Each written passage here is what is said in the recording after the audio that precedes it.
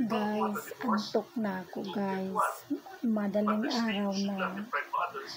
Pero gising pa rin guys. Sobra na to. Sobra na to guys. Pero kailangan. Ayan. Yung gabi ginawa ko rin maaga guys. O diba? Dubli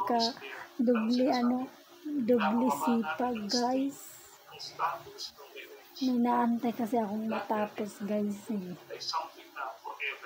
Alauna pa kasi matapos yung di-charge kong e-bike ng anak ko. Injustice talaga. Dapat natulog na ako kanina pa. Nag-charge ako sa e-bike niya. Kaya may oras kasi, tamang oras. Kaya eto, naghihintay. Pinigilan ko lang yung mata ko.